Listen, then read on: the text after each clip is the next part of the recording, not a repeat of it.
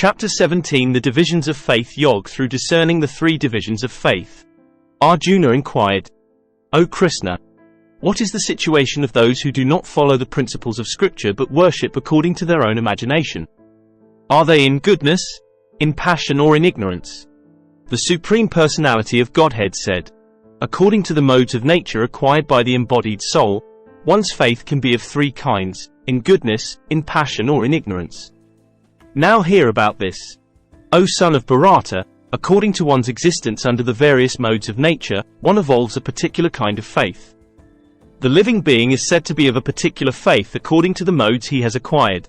Men in the mode of goodness worship the demigods, those in the mode of passion worship the demons, and those in the mode of ignorance worship ghosts and spirits. Texts 5-6.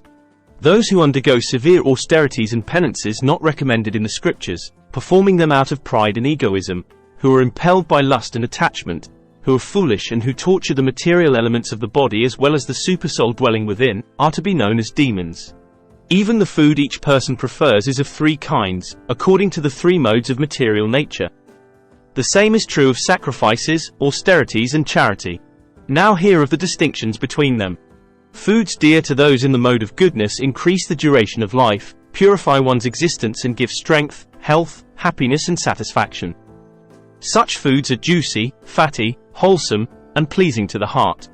Foods that are too bitter, too sour, salty, hot, pungent, dry, and burning are dear to those in the mode of passion. Such foods cause distress, misery, and disease.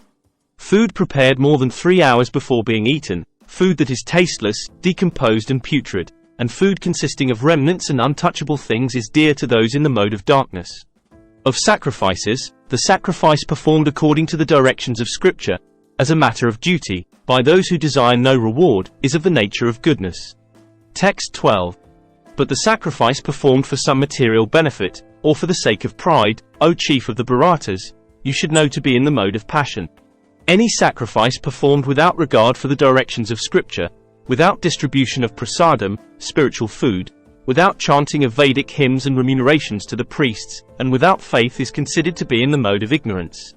Austerity of the body consists in worship of the Supreme Lord, the Brahmanas, the spiritual master, and superiors like the father and mother, and in cleanliness, simplicity, celibacy, and non-violence. Austerity of speech consists in speaking words that are truthful, pleasing, beneficial, and not agitating to others, and also in regularly reciting Vedic literature. And satisfaction, simplicity, gravity, self-control, and purification of one's existence are the austerities of the mind. This threefold austerity, performed with transcendental faith by men not expecting material benefits but engaged only for the sake of the Supreme, is called austerity in goodness. Penance performed out of pride and for the sake of gaining respect, honor, and worship is said to be in the mode of passion. It is neither stable nor permanent. Penance performed out of foolishness, with self-torture or to destroy or injure others, is said to be in the mode of ignorance. Charity given out of duty, without expectation of return, at the proper time and place, and to a worthy person is considered to be in the mode of goodness.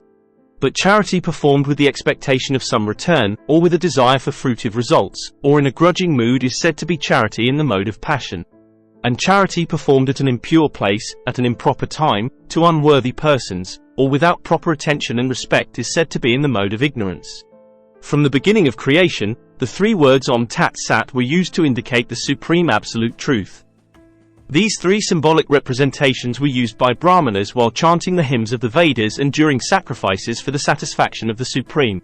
Therefore, transcendentalists undertaking performances of sacrifice, charity, and penance in accordance with scriptural regulations begin always with Om, to attain the Supreme.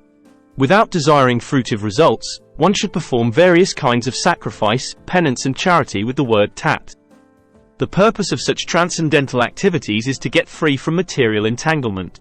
The absolute truth is the objective of devotional sacrifice, and it is indicated by the word Sat.